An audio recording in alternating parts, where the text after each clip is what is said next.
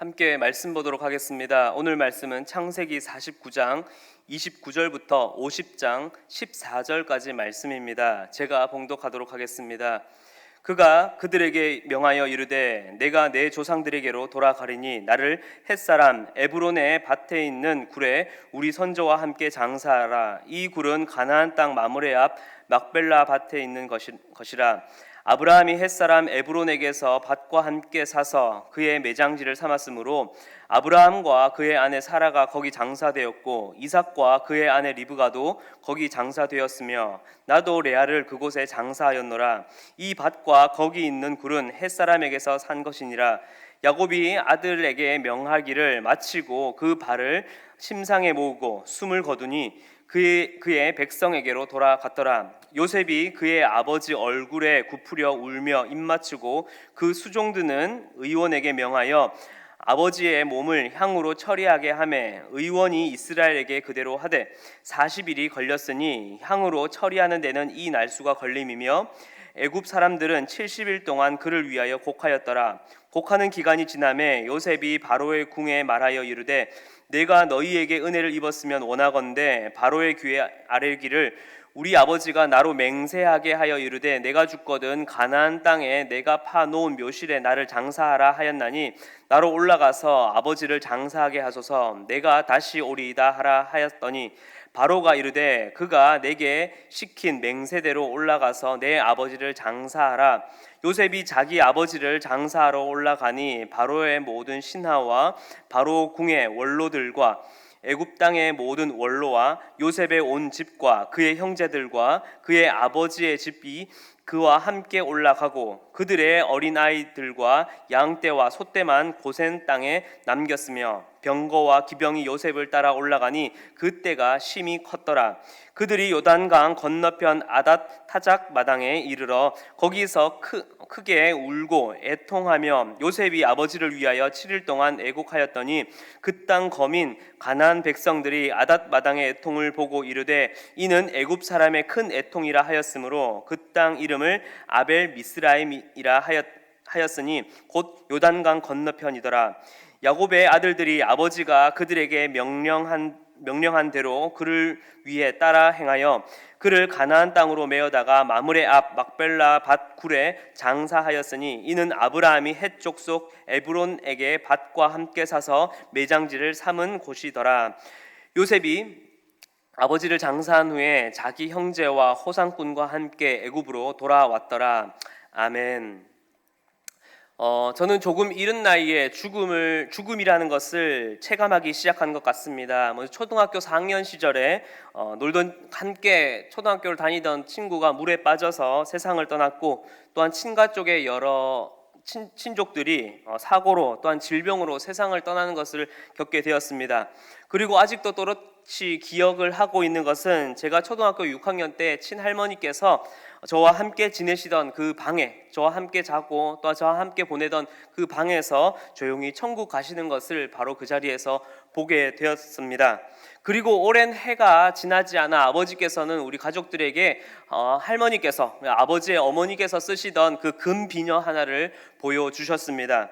할머니께서 가족들에게 남기고 간 것은 제 기억으로 또 제가 알고 있는 선에서는 금 비녀 그 하나였지만 아버지께서 말씀하시기를 할머니의 기도와 그 신앙이 있었기 때문에 그리고 그 신앙을 우리 자손들에게 아버지와 또한 저에게 물려주었기에 지금 우리가 이렇게 믿음의 가정을 이룰 수 있었다는 것을 말씀하셨습니다. 결국 죽음 앞에서 세상의 것은 아무것도 가지고 갈 수 없습니다. 그러나 저희 할머니께서 가시는 그 순간 그날까지 함께 가정 예배를 드리고 또한 그렇게 예배를 드리시면서 할머니께서는 믿음을 가지고 세상을 떠나가셨으며 지금 우리 가족들에게는 그 믿음의 유산을 여전히 남겨놓아 주셨습니다. 야곱은 12아들들에게 그들의 미래에 대한 축복과 예언을 한 후에 마지막 유언으로 다시 한번 자신을 애굽이 아닌 바로 조상들이 무덤이 있는 이 가나안 땅 마므레에 있는 그 조상들의 무덤에 자신을 안치해 달라라고 다시 한번 당부를 합니다. 이 묘지는 과거에 아브라함이 햇사람 에브론에게서 400세겔을 주고 산 밭인데, 이곳에는 이 야곱의 조상이었던 이 아브라함과 사라, 그리고 이삭과 리브가, 그리고 그의 아내였던 이 레아가 그곳에 안치되어 있습니다. 그런데 이러한 야곱의 유언은 단순한 그냥 자신의 어떠한 장례 절차에 대한 부탁의 수준을 넘어선 것이었습니다. 그가 마지막 몸이 완전히 쇠하여지고 기력이 완전히 다 빠지고 이제 힘이 없을 때에, 그리고 정신이 혼돈될 때에도, 그 순간에도 이 야곱은 끝까지 무엇을 붙잡고 있었는지, 그리고 끝까지 무엇을 그 마음 가운데 가지고 있었는지에 대해서 우리에게 이야기해주고 있습니다. 여러분은 당장 죽음 앞에서 무엇이 생각나시겠습니까? 먹지 못했던 음식이 생각나시겠습니까? 아니면 지난달 친구에게 빌려주었던, 또한 그것을 돌려받지 못했던 돈이 생각나시겠습니까? 야곱은 마지막 죽음이 임박한 그 순간에도 그의 조상 아브라함 때부터 하나님께서 약속하신 그 약속의 땅을 향한, 그리고 약속의 땅에 대한 그 약속을 여전히 신뢰하고 여전히 믿고 있었고, 그리고 그 하나님께서 성취하실 그 계획을 신뢰함으로 이제는 내가 죽음이 임박한 그 상황 속에서도 그 약속의 땅으로 돌아갈 것을 여전히 기억하고, 또한 간절히 바라고 소원하고 있었다는 것입니다. 비록 야곱은 생전에 속이는 자라고 이름하여서 살아왔지만 자신을 임마누엘이라 불러주시고, 또한 브니엘의 하나님, 또한 베델에서 만난 그 하나님을 여전히 기억하면서 그 죽음을 마주한 그 순간에도 믿음을 가지고 나아가는 것을 볼 수 있습니다. 사랑하는 성도 여러분, 언제 어떻게 우리는 그 죽음을 맞이할지, 그 죽음을 경험하게 될지 우리는 알 수 없습니다. 그렇다면 불시에 찾아오는 그 죽음을 맞닥뜨릴 때에 여러분은 그 순간 무엇을 가지고 있으시겠습니까? 그리고 그 죽음 앞에서 무엇을 가지고 가시겠습니까? 돈, 명예, 아니면 무슨 집문서, 자동차, 아니면 대단한 권력과 명예, 그 모든 것들은 그 죽음이 엄습하는 그 공포와 그 죽음을 절대로 이길 수 없습니다. 그러나 부활의 산 소망이 되시는 예수 그리스도를 통해 우리에게 보여주신 그 영원한 하나님 나라에 대한 그 소망과 그 약속의 땅을 향한 그 확신이 있다면, 그리고 그곳으로 내가 나아가고자 또한 그것을 향하여 걸어가는 그 믿음의 발걸음과 믿음의 확신이 있다면, 우리는 그 두려움, 죽음의 공포와 그 죽음마저도 기쁨과 감사로 맞이할 수 있을 것입니다. 우리가 마지막 죽음 앞에 가지고 갈 것은 바로 하나님을 향한 그 순전한 믿음, 바로 그것 하나인 것입니다. 이제 야곱의 유언대로 요셉은 아버지의 그 장례를 진행하게 됩니다. 아버지의 장례는 이 요셉이 총리로 있었던 이 애굽의 그 장례 절차에 따라서 진행되게 되는데, 그의 수종으로 있었던 그 의원들이 40일간의 향처리의 기간을 보내게 됩니다. 더불어 70일간의 애국하는 기간을 보내게 되는데, 당시 애굽의 왕이 죽었을 때에, 장례 때에 애국하는 기간은 72일이라고 합니다. 그런데 이 요셉의 아버지 야곱의 이 애국의 기간이 70일이라는 것은 그만큼 이 애굽 왕과 버금갈 정도로의 대우와 존경을 표하는 것입니다. 왜요? 극심한 흉년 가운데 놓여 있었던, 또한 그 흉년을 미리 대비하고 예측하였던 이 애굽을 구한 총리 요셉의 아버지였기 때문에, 바로도, 그 애굽의 왕이었던 바로도 그 아버지에게 최고의 존대와 최고의 존경과 예우를 갖추는 것을 볼 수 있습니다.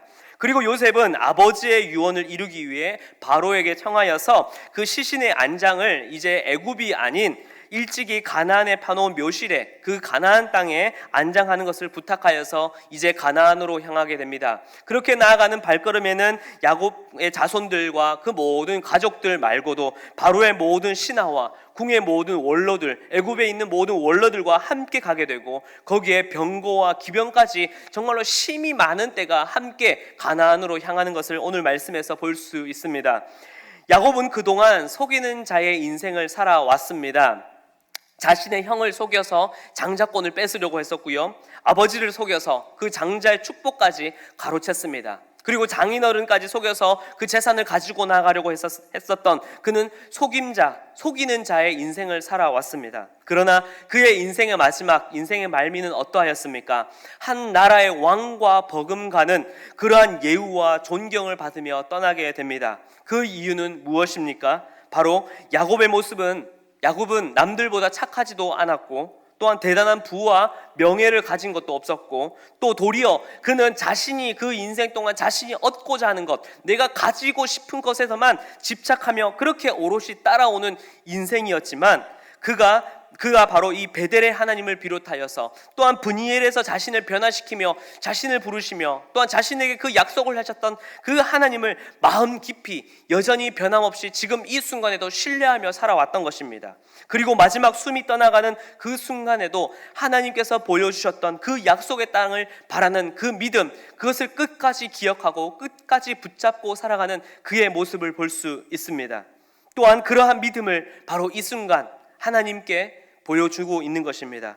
이렇게 믿음 가운데 살아가며 아름다운 존경과 예우를 받으며 떠나가는 그의 모습은 그의 자녀들에게 무엇을 남겨주었을까요? 요단강 건너편 아닷 타작마당에서 요셉과 그와 함께한 모든 가족들의 슬픔이 극에 달하게 됩니다. 그래서 아버지 야곱의 죽음에 전심으로 그들은 그 자리에서 함께 눈물을 흘리며 7일간 애곡의 기간을 보내게 됩니다. 그것은 결국 무엇을 보여주고 있습니까? 아버지를 향한 그 자녀들의 마음이 깊은 진심과 슬픔 가운데 비롯되었다는 것이며, 그리고 아버지께서 그들에게 남긴 그 믿음의 그 믿음을 진심으로 따르겠다라고 하는 그들의 고백이며 믿음의 마음가짐이었다는 것입니다. 그래서 야곱의 아들들은 아버지가 그들에게 명령한 대로 그를 위해 따라 행하여 마지막 장래까지 은혜 가운데 잘 마무리하는 것을 오늘 말씀에서 그들이 행한 그 길을 볼 수 있습니다.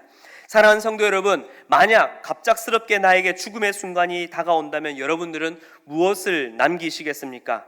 그동안 몰래 숨겨두었던 그 적금 통장을 자손들에게 남겨주시겠습니까? 아니면 집문서, 아니면 자동차, 아니면 자녀들에게 남겨줄 것 하나 없는 것 같아 걱정스러운 마음은 있지 않으십니까? 그러나 우리가 남겨주어야 할 것은, 이 세상의 것은 다 사라져버리고 그렇게 변화해버리고 말 것입니다. 어느 때 어느 순간에도 우리는 세상의 것이 아니라 어느 순간 어느 때에도 변화없으며 영원한 바로 그 변함이 없는 것을 남겨주어야 할 것입니다. 그것은 바로 하나님을 믿는 신앙, 바로 믿음인 것입니다. 물질과 세상의 것은 분명 탐심거리가 되고 그 남은 것은 결국 욕심이 일으키게 되며 욕심은 결국 죄와 사망을 낳게 되어 그렇게 사라져버리고 말 것입니다. 그러나 믿음이라는 것은 당장 내 눈앞에 보이지 않아도 아브라함과 이삭, 야곱, 요셉에 이르기까지, 그리고 넘어서 바로 예수 그리스도께 이르기까지 놀라운 하나님의 구원의 계보를 그 믿음으로 말미암아 이어가는 것을 볼 수 있습니다. 그리고 그 신앙은 바로 예수 그리스도를 넘어 바로 지금 우리에게까지 다가왔고, 그리고 그 믿음은 바로 이제 우리 자손들에게까지 넘어가며 주님 오시는 그날까지 그 믿음의 계보가 이어가고 변함없이 흘러갈 것입니다. 바로 우리가 남겨주어야 할 것이 바로 이것입니다. 세상의 것, 세상에 변화하는 가치가 아니라 바로 하나님을 향한 신실한 믿음, 그 믿음만이 우리의 자녀들에게 남겨주어야 할 진정한 유산인 것입니다. 프랑스 작가 모랑이 한 명언이 있습니다. 인간의 일생은 구두쇠라도 양보하는 순간이 있다. 그것은 유언을 쓸 때이다 라는 명언을 했습니다. 여러분들은 어떠한 유언을 남기시겠습니까? 유언장을 쓰게 된다면 그것에 내가 마지막 죽는 순간까지 무엇을 가지고 있게 해달라고 쓰시겠습니까? 그리고 무엇을 자녀들에게 남겨놓겠다라고 쓰시겠습니까? 비록 내 인생이 앞선 명언처럼 내 인생을 살아온 인생이 구두쇠와 같고 또 말씀에서 등장하는 야곱처럼 속이는 자 같을지라도 마지막 떠나는 그 순간에 부활의 산 소망이 되신 예수 그리스도로 말미암아 우리에게 약속하신 그 영원한 하나님 나라, 그 약속의 땅을 향한 그 믿음을 붙잡고 살아가시고 또한 붙잡고 죽음을 맞이하시는 우리 모든 성도님들 되시길 기도합니다. 그리고 나아가 나의 사랑하는 자녀들과 나의 소중한 친척과 나의 모든 이웃들에게 더 이상 세상의 가치, 세상의 것을 남겨주는 것이 아니라 그들에게도 바로 이 영원한 하나님 나라, 그리고 그 약속의 땅을 향한 그 약속의 땅을 바라볼 수 있는 그 신실한 믿음을 이제는 남겨주고 그들에게 줄 수 있는 우리 모든 성도님들의 삶과 인생이 되길 간절히 기도합니다. 함께 기도하겠습니다.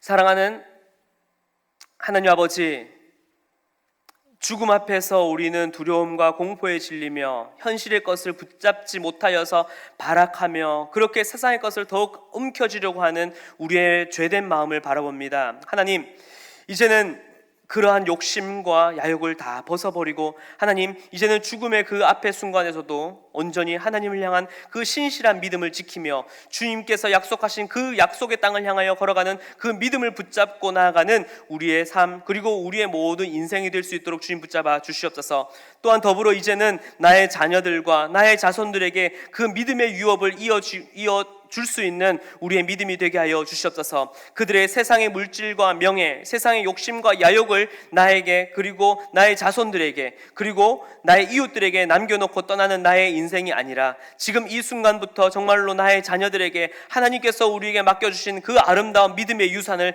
잘 간직하여 나의 자녀들에게 이어줄 수 있는, 또한 그것을 대대손손 주님 오시는 그날까지 그 믿음의 계보를 이어나갈 수 있는 나와 우리의 가족들 될 수 있도록 주님 붙잡아 주시옵소서. 이를 위하여 오늘 하루를 맞이합니다. 오늘 하루 그 순간에도 세상의 것을 바라보는 것이 아니라 온전히 믿음을 붙잡고 오늘 하루를 살아갈 수 있는 우리의 삶, 우리의 신앙 될 수 있도록 주님 붙잡아 주시옵소서. 감사를 드리며 살아계신 예수 그리스도의 이름으로 기도드렸습니다. 아멘.